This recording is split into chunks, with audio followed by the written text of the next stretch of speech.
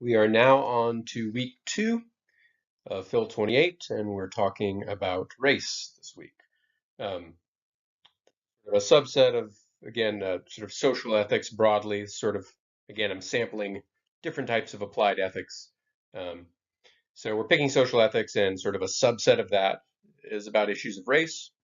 So the first 2 articles are about affirmative action, and this one is Defense of Affirmative Action by Albert Mosley. Picture here. All right, so the background is this, as you probably know, in this country and many others, there was legal discrimination on the basis of race and sex for at least 300 years, right? Um, the sort of discrimination and mistreatment involved included slavery, exclusion from education, exclusion from employment, exclusion from investment opportunities, and in the 1960s, with the civil rights movement, this sort of discrimination was finally made illegal.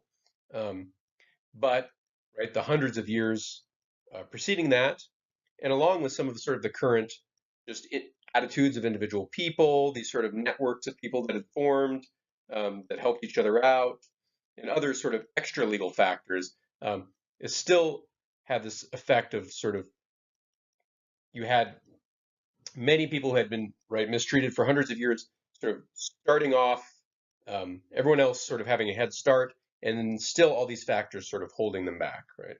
So there's no doubt, or certainly it's assumed for the purposes of this essay, that there has been a disadvantaging effect on women and people of color. So that's why things like affirmative action exist, right? The government and other institutions try to acknowledge this disadvantage, and they try to institute ways to help sort of restore right what was taken, and this is known as affirmative action.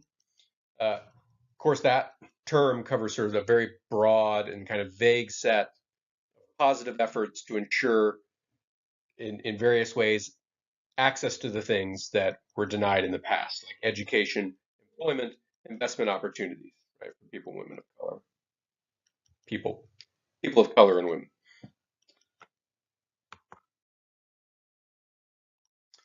Okay, so what is affirmative action? Well, there's basically 2 kinds. I think both Mosley and our next author, Wolf Devine, they sort of divide it up into 2 kinds of affirmative action. There may be other ways to divide it up, right?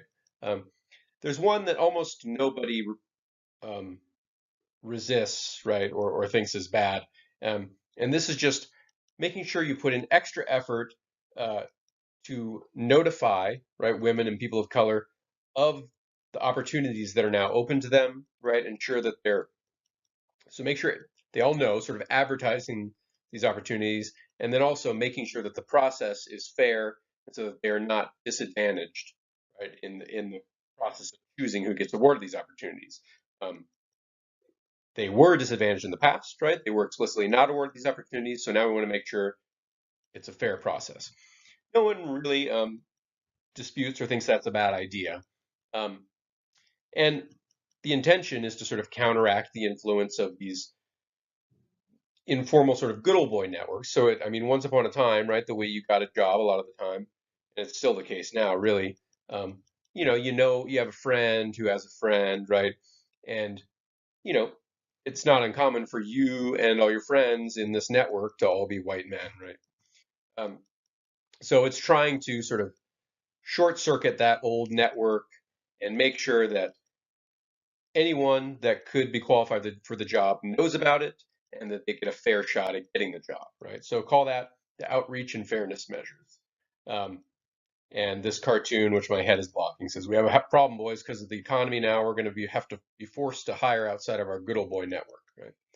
So that's the idea: is uh, affirmative action is trying to break up these networks and make it just a fair, transparent process. That's one kind. But the kind of affirmative action that is going to be under dispute in this article and the next one is a bit stronger, right? And the idea is that not only should you make all these opportunities well known and the process fair, but you should also actively take race into consideration when you're awarding these opportunities, right? And make it so that being a woman or person of color is actually counted in favor of your application, right? Again, as a sort of recompense for the past where it was counted against you, right? Um, and this is sort of affirmative action that people often resist, right? Um, I think this has been in the news. I think there was a, well, not so recently now, right? In a Supreme Court case uh, about Harvard admissions, right? So it's there was some argued that Asian people were being unfairly disadvantaged in Harvard admissions, and they were actively letting in fewer Asian people and trying to let in more candidates of other races because Asians were like doing very well and being overrepresented or something like that. That's what that photo is from. Um, and the quote from Mosley and from the article, that basically the idea of people that oppose the stronger form of affirmative action is that they think, well, if it was wrong for white people to get preferential treatment then it ought to be wrong for black people to get it now. All preferential treatment is wrong, is the idea. And Mosley's going to argue that that's not the case, actually, right? And that there is a case for um, right there being this sort of preferential form of affirmative action, give women and people of color a little leg up, right? And that's a just compensation for their treatment for hundreds of years prior.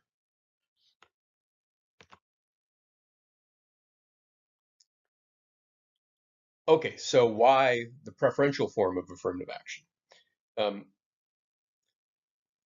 so given again that some people are resistant to it and it seems in a way unfair, right? It seems like preferential treatment of sort, and that's supposed to be always, or the idea is why give anybody preferential treatment? It says why favor the stronger, right, form? Says, well, because things still aren't fair, right? If everything had been fixed and it was all fair, then maybe we wouldn't need it. But he says that's not the case, right? The effects of slavery and discrimination still persist. So he gives us some data points, right? So the incarceration rate of black men in America is currently still 6 times higher than it was even in South Africa during apartheid. I don't know if you're aware of apartheid, but it was sort of I mean, not unlike the what was going on in the U.S. prior to the 60s, particularly in the South, where there was sort of separation of the races. That continued in South Africa until, let's say, the 80s or 90s. Um, so the incarceration rate here is like even much greater than it was even in that sort of explicitly racist society. Um, Black people make up 12% of the population, but 30% of the poor. The unemployment rate for Black people is double that of white people, right? So he's saying things aren't equal, right? Things are worse for people of color. Um, Now he's sort of assuming here a causal relationship, right? He's saying this is the result of that history of unfairness. That's definitely plausible, right? He doesn't defend that claim here, just because it would take a long time. I think you'd have to write maybe another paper for it, but that's the claim he's making.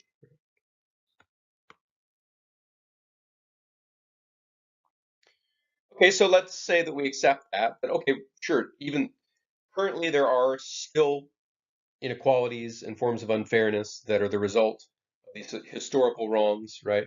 Um, the question is, how do we make recompense? How do we make it right when all of the people that did the wrongs in the first place and the people that were wronged in the first place, the slaves, the slaveholders, right? The people that created and maintained the Jim Crow laws, which was sort of the laws in the South that kept the races separate and unequal, and all the victims of those Jim Crow laws, they're all dead by and large. I mean, there probably are some people that experienced, the racism of the early '60s in the South that are still alive, but they won't. They're getting pretty old right now, right? So soon enough, right, all of those people will be gone. Um, so how is justice done, right, in such a situation? Now, certainly there's no doubt that many white people today have inherited wealth that was acquired by their ancestors, right? And those ancestors definitely did have an advantage vis-a-vis the women and people of color, right? Um, I have no doubt that sort of my grandfather, the job he got, there may well have been a black man that was, or woman that was like equally talented to him, and he got it because he was white, right? I don't know if it's happened in that specific, right, instance, but like he definitely had a better shot at a good career, right? Um, and then, that passes on, right? If he does well, gives it to his children, and on and on. So there's definitely, you can find a direct causal link, right? Of just follow the money. The question is, can you be held accountable for an unjust benefit that someone else confers on you, right? So someone did a wrong in the past, um, right? I guess, say my grandfather's boss, right, did a wrong. He hired my grandfather instead of a better, more talented black person. Um, he got a benefit from it, and he passed it on to my mother, who passed it on to me, right? So can I be held accountable for that sort of wrong that is 3 steps removed from me?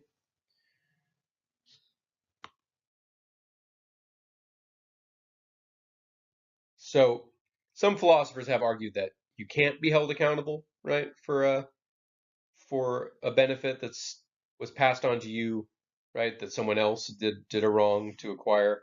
Um, so Mosley explores some of those arguments. So Kirshner is one he cites. So Kirshner comes up with a thought experiment. He said a thought experiment. He says, imagine Jim, who's a white American, second best tennis player in the world, and the best tennis player in the world is a Chinese American, Frank. Frank makes 3 times as much money as Jim, right? Because he's the best, and Jim's only number 2. But then suppose that a racist mob beats up Frank and injures him so badly that he can't play tennis anymore. All right, so he's knocked out of the running, and now Jim is number 1, right? His income triples. Okay, the question is, Jim is required a benefit, right, due to an injustice. Um, but is Jim to blame here? Does he owe Frank some money? Kirshner wants to say no, right? There's certainly no legal obligation for Jim to um, give any money to Frank, and Kirshner says there's not even a moral obligation, right? Jim isn't responsible. He didn't ask the mob to beat up Frank, right? It's a bad thing to happen. Jim might feel bad, but that's sort of the breaks, I guess, is what Kirshner's saying.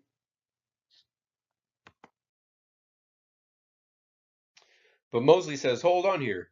Um, he says, even if you do have that intuition that Kirshner's trying to tell you, um, maybe that's because we haven't filled in the details of this thought experiment, right? Um, what happened here exactly? Was was the racist mob trying to make a white man the number 1 tennis player, right? Um, suppose it was. If so, and Jim found that out, right? Uh, he's certainly morally obligated to condemn the attack, right? He should say, "Hey, I didn't want to become number 1 this way. That is wrong. That is not the right way, right? To root for your favorite tennis player." And he probably ought to refuse or redistribute some of that money, right? It's not the sort of situation where you should say, well, it sucks for Frank, but now I'm number 1. No, I mean, a moral person, if a racist mob um, injures your competitor, right, you should say that it's your duty to go in and say, this is not right, and I don't want any part of it.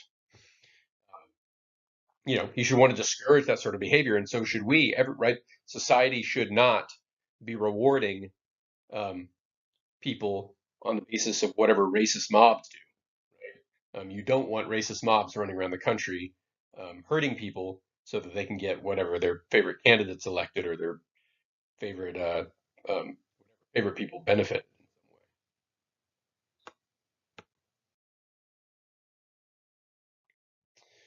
Okay, now Mosley considers another thought experiment from another author whose name I will probably mispronounce, Pojnan. Um, so he says, imagine there are 2 very young children, uh, basketball players, very promising, right? Albert and Michael. Um, And Albert's parents managed to purchase a growth hormone for Albert. You can do this for young children, right? You can give them this hormone and it will definitely make them taller, right, when they reach maturity. Um, Albert's parents buy this, they're going to give it to Albert, but then Michael's parents steal it and they give it to Michael instead. All right, so Michael grows very tall, Albert not as tall, um, and Michael goes on to be a very successful professional basketball player. And now, for convenience, let's say both sets of parents die. So the people that did the wrong, right, and the people that were wronged no longer around. Um, all we have is Michael and Albert. So does Michael, right, the one whose parents stole the growth hormone and who is now successful, does he owe Albert anything? And Postman, he says no, right? He doesn't owe him anything. He didn't do the wrong. Um, and even if the situation was found out and right, and everybody knew, oh, this actually Michael's parents did this terrible thing to Albert's parents. It's not like the coach is now obligated to give Michael's spot on the team to Albert, right? Um, Albert's just not good enough. He's not tall enough, and right, he just doesn't have what it takes. Um, so the idea, the intuition that Pojman is trying to push here is that what's important for your job is your skill, right? And even if you acquire that skill in a historically unjust way, that doesn't outweigh or that doesn't change the fact of your suitability for the job, right? So, and he says, Pojman thinks this applies to all professions, right? When I'm out there trying to hire someone, I should just hire the best person for the job, right? I shouldn't hire a less qualified person because they were wronged in some way.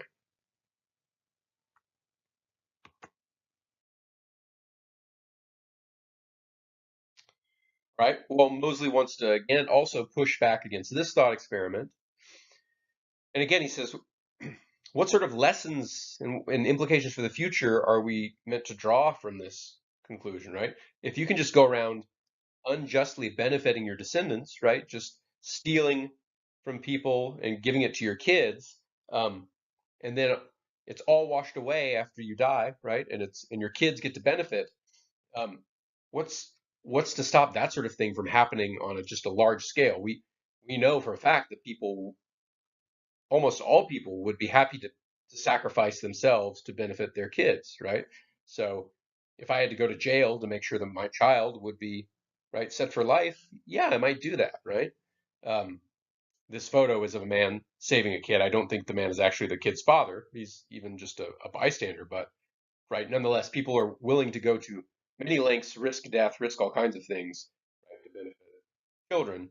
Um, so if we don't have any mechanism for justice in these cases, right, yeah, people are going to do that, and we don't want to live in a world like that, right? That can't be the rules.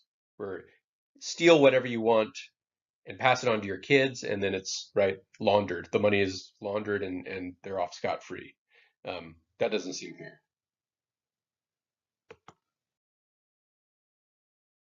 Okay, so those are Mosley's sort of two arguments against, two objections, right, to the stronger form of affirmative action. So now he considers a couple more objections.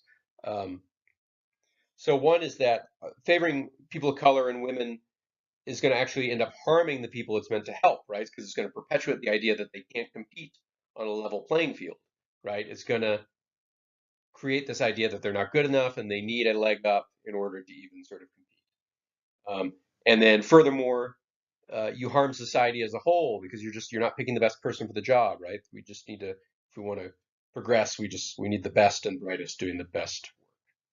Um, so Mosley's response to this is, well, in a sense, yes, right? Obviously, we don't just give Michael's spot on the Lakers to Albert, right? Albert, he can't compete, right? He physically, he didn't get the growth hormone. He's not tall enough. He's not going to do a good job on the team. But that doesn't mean that we should never do this, right? There's plenty of opportunities, right, where people are perfectly qualified for the job, right? And the idea is we should give it to them um, when we can, right? Um, I'm going to be entering the job market soon, or I am on in the philosophy and philosophy departments because they're generally very enlightened people are very aware of this, and they do try to sort of award. Um, they do try to sort of improve uh, the diversity of their departments and stuff like that. So that sometimes they're on the lookout for like, oh yeah, if we can find a candidate of color or a woman that's just as good, um, yeah, we'd probably prefer to hire them, right? So I'll probably be in that sort of situation because it's so competitive, and all the philosophy graduate students and PhDs are all very good at their job, right? So like, really a matter of pick. They get hundreds of applications, like at least what I don't know, half, 30% of them are just great. So then they have the luxury of picking, based on demographics if they want to, right? And Mosley says that should be fine, right? That's fair. That's justice.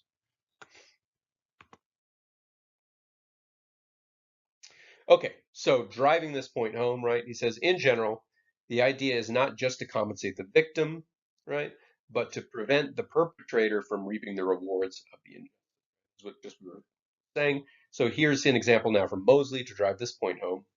He says, suppose that you've got a low-ranked white boxer and he knows he can make $10 million if he won the title, right? Since the odds are so improbable, right? That's just the way that economy works. If it's a long shot, he's going to make a lot of money if he wins.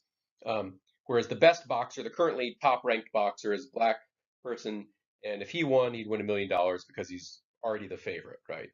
Um, this is kind of I don't in boxing. This is a thing like since the early 1900s, I'd say. So black people by and large started to dominate the field of boxing, right? And so there was this idea frequently of the Great White Hope, where people were thinking, oh, maybe a white boxer can win the title or whatever. So that's the context, right? So if that could happen, yeah, he'd probably make a lot of money, right? Okay, so suppose this white boxer drugs the black boxer, right? So that he could win. So he wins, right? But then we find out, right? It's found out that he drugged him, and so he needs to, right? Justice needs to be served. He needs to pay back some money. So, well, should he just have to pay the black boxer the 1 million that the black boxer would have won, right? Is that fairness? And he can just keep the 9 million and give it to his kids? Mosley says no, of course not, right? Uh, your kids, whoever, they're not supposed to be allowed to profit from that kind of injustice. Um, okay, so um, Mosley is arguing so the stronger form, right, of affirmative action is not just reverse racism. It's a necessary thing. We need to right the past wrongs and prevent continued abuse of that system, right? Um, if just changing, right? Yeah, just outlawing discrimination is not going to fix things, right? People will continue to work the system if they're allowed to benefit from injustice. So you have to make sure the incentives aren't just set up so that discrimination pays and it's passed on to your descendants, which should be sort of common sense, right? You don't get to keep stolen property even if you didn't do the stealing, right? So I don't know if any of you, but yeah, if you go on Craigslist and you go to buy a bike or a car, you got to make sure it's not stolen, right? Because like the cops come and take it from you. You'll pay the crook the money. They'll take your bike. You get nothing. You don't get to keep stolen property, even if you bought it fair and square. Okay, so that was like the main point, the main argument, I think. Then Mosley goes on to consider another issue of meritocracy and standardized tests, right? So again, um, the opponent of this sort of affirmative action really wants to say, no, no, no, it's just everything should just be skill based. Even let's right, we should be colorblind, ignore race, ignore gender. It should all be based on skill, right? And he dives into one sort of example of that, which is the SAT, these standardized tests, which are supposed to be sort of pure measures of skill, right? And he wants to explore whether these are truly fair, right? Or is it truly just measuring merit? Um, because on average, it turns out Black, Latino, and Native American people do score lower on the SAT, ACT, and GRE, right? So does this mean that they're just not as good, right, at these skills, right? And that somehow to use affirmative action, right, to let a greater number of Black, Latino, Native American students into colleges would that be letting in worse students, right, at the expense of the better white and Asian students? Um, Mosley wants to say no, right? These standardized tests are not actually measuring what they're meant to measure, and it doesn't mean that these students are necessarily worse. But some people do believe that, right? So the bell curve was a very famous book, right? That tried to argue that no, there are differences in intelligence among sort of different groups, right? And then there's some sort of genetic thing, and they tried to support that uh, by noting that like even when you match people for income, because obviously, right, if you're a poor student, you're not going to be able to afford SAT tutors. You're going to do worse on the SAT. That's fairly straightforward, right? So what the authors of the bell curve tried to do was match people for income, right? Say, okay, even students with the same income, right? It seems like the white and Asian ones do better on the SAT. And Mosley says um, just matching income is not enough, right? That actually doesn't mean equality, right? Because um, black middle class people, right, of the sort of same income as white middle class people, still have on average fewer assets, attend schools that are not as well funded, are less likely to be hired for the same job, more likely to be convicted of a crime, right? There's still all these reverberations from the past, all this unfairness um, that sort of washes through these communities of people of color, and right, even if their incomes are matched, they're still not getting all the same benefits, and so of course they're probably not going to score as well on these tests, even if they have actually equal or greater intelligence.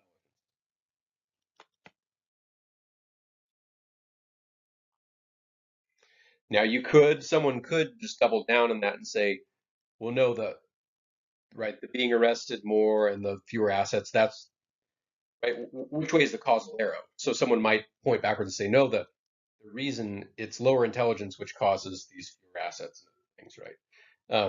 So Mosley has an argument against that too, right?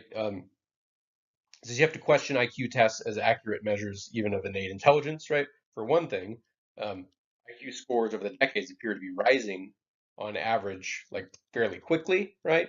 Um, so it can't be an innate genetic thing. Evolution progresses very, very slowly, right, over the spans of hundreds of thousands of millions of years, right? So if these IQ tests, these average scores are going up, up, up, it's got to be socioeconomic factors that are related. It can't just be some sort of innate intelligence. Um, yeah.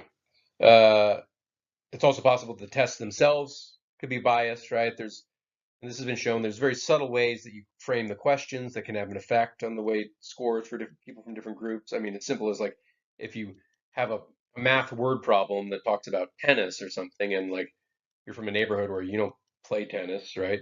Um, yeah, then you're going to have a harder time answering that question. Very subtle framing effects can also affect people. And he notes that statistically, it does not appear at all that people who are admitted to the top universities under affirmative action perform any worse than people of other races, right? And in fact, they seem to show higher levels of civic engagement, right? So it seems like they go to if you are led into a top university under affirmative action, you seem to do just as well, and you actually sort of do a bit more as far as like your civic and your extracurricular stuff working for your local community, right?